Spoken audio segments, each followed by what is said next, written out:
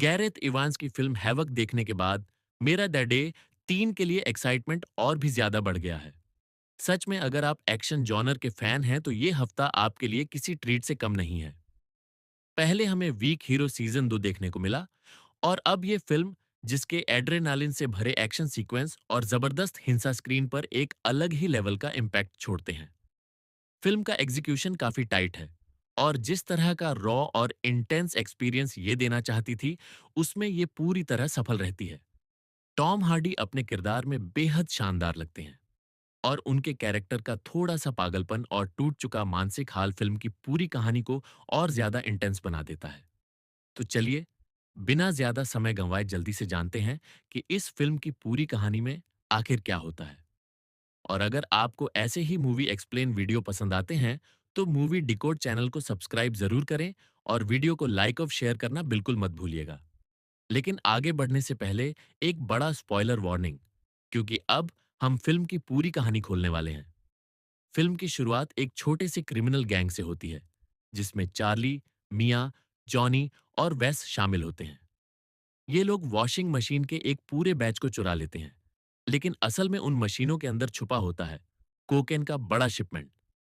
इस चोरी के बाद उनका पीछा करते हैं चार पुलिस ऑफिसर, विंसेंट, हेज, जेक और कॉर्टेज, जो नारकोटिक्स स्क्वाड के डिटेक्टिव हैं। चेज के दौरान कॉर्टेज बुरी तरह घायल हो जाता है और उसे तुरंत हॉस्पिटल में भर्ती करना पड़ता है। उसी रात चार्ली और मिया चुराई हुई ड्रग्स लेकर पहुंचते हैं चोई के पास, जो लोकल ट्राइड सिंडिकेट का बड़ा बॉस होता है। मिया पहले चोई की कार चुरा चुकी थी, इसीलिए अपने कर्ज को चुकाने के लिए वह उसके लिए काम करने को मजबूर है।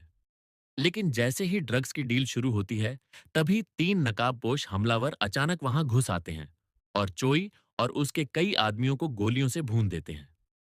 चार्ली और मिया किसी तरह वहां से पैसे लेकर भाग निकलते हैं। देखने में ऐसा लगता है कि इस हमले के पीछे चिंग का हाथ हो सकता है, जो चोई का पुराना भरोसेमंद आदमी था, लेकिन अब उससे नाराज चल रहा था। अब कहानी हमें मिलवाती है फिल्म के असली प्रोटैगनिस्ट पैट्रिक वॉकर से। वॉकर एक करप्ट होमिसाइड डिटेक्टिव है, जो अपने परिवार से अलग हो चुका है और एक बड़े रियल एस्टेट टाइकून और मेयर पद के उम्मीदवार लॉरेंस बोमोंट के लिए काम करता है। जब वॉकर अपने पार्टनर एली के साथ इस केस की जांच करने पहुंचता है, तो उसे सीसीटीवी फुटेज में चार्ली बंदूक लिए भागता हुआ दिख जाता है। लेकिन वह यह बात पुलिस को बताने के बजाय सीधे लॉरेंस से मिलता है, क्योंकि चार्ली उसका बेटा होता है। लॉरेंस वॉकर से अपने बेटे को बचाने की गुहार लगाता है। वॉकर पहले मना कर देता है, लेकिन जब लॉरेंस उसके पुराने राज खोलने की धमकी देता है तो वॉकर मजबूरी में मान जाता है। वॉकर की एक ही शर्त होती है, वह चार्ली को बचाने में मदद करेगा, लेकिन उसके बाद लॉरेंस से हमेशा के लिए अपना रिश्ता खत्म कर देगा। इसी दौरान वॉकर हॉस्पिटल में कॉर्टेज से भी मिलने जाता है। कॉर्टेज पहले नारकोटिक्स स्क्वाड में उसका साथी रह चुका था और वही टीम थी जिसमें विंसेंट, हेज और जैक भी शामिल थे। असल में अतीत में ये सभी पुलिस ऑफिसर मिलकर ड्रग कार्टेल्स से माल चुराते थे और ब्लैक मार्केट में बेचकर पैसा कमाते थे। क्योंकि वे नारकोटिक्स डिपार्टमेंट में थे, इसलिए उन्हें पहले से पता होता था कि किस गैंग के पास कितना ड्रग्स छुपा हुआ है। एक बार एक वेयरहाउस पर रेड के दौरान एक अंडरकवर पुलिस ऑफिसर वहां पहुंच गया। वॉकर ने गलती से उसे गोली मार दी, क्योंकि उसे पता नहीं था कि वह पुलिस वाला है। वॉकर उसे बचाना चाहता था, लेकिन विंसेंट ने बिना सोचे उसे वहीं मार दिया, ताकि कोई गवाह ना बचे। यही राज बाद में लॉरेंस को पता चल गया और उसने उसी के दम पर वॉकर को अपने कंट्रोल में ले लिया। जैसे जैसे वॉकर इस केस की तह तक जाता है, उसे पता चलता है कि चोई एक बड़े चीनी ट्राइड सिंडिकेट का हिस्सा था। चोई की मौत की खबर सुनकर उसकी माँ, जिसे सब मदर या बिग सिस्टर कहते हैं, शहर में आ जाती है और अपने बेटे के कातिलों को ढूंढने की कसम खाती है। उसे लगता है कि चोई को मारने वाला चार्ली ही है, इसलिए वह बदला लेने के लिए लॉरेंस को किडनैप करवा लेती है। दूसरी तरफ वॉकर मिया के अंकल को ढूंढ निकालता है, जो नकली पासपोर्ट बनाता है, ताकि चार्ली और मिया देश छोड़कर भाग सकें। वॉकर एक नाइट क्लब में मीटिंग सेट करवाता है, लेकिन वहां अचानक विंसेंट और उसके साथी भी पहुंच जाते हैं। साथ ही ट्राइड के लोग भी वहां आ धमकते हैं और एक जबरदस्त शूटआउट शुरू हो जाता है। कई लोग मारे जाते हैं, लेकिन वॉकर किसी तरह चार्ली और मिया को वहां से निकाल ले जाता है। अब वॉकर को समझ आ जाता है कि असल में विंसेंट और उसकी टीम पुलिस की एड में खुद ही ड्रग्स का पूरा शिपमेंट लूटना चाहते थे। उधर चिंग भी अपने पुराने गुस्से की वजह से चोई के साम्राज्य को खत्म करना चाहता था, इसलिए उसने भी इस पूरे प्लान में हिस्सा लिया।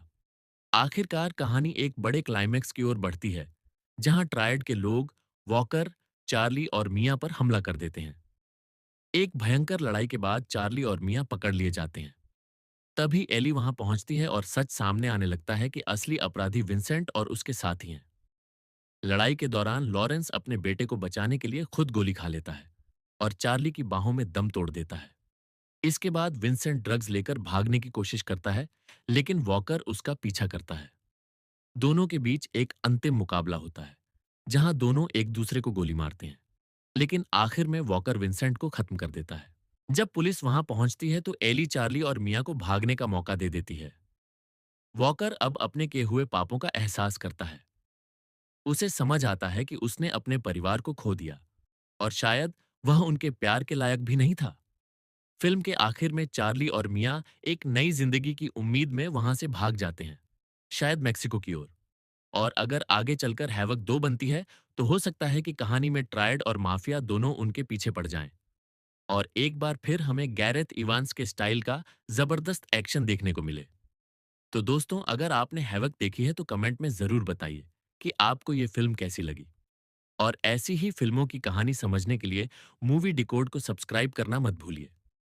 हम फिर मिलेंगे एक और दिलचस्प मूवी की कहानी के साथ। तब तक के लिए मूवी डिकोड से मैं लेता हूं आपसे विदा।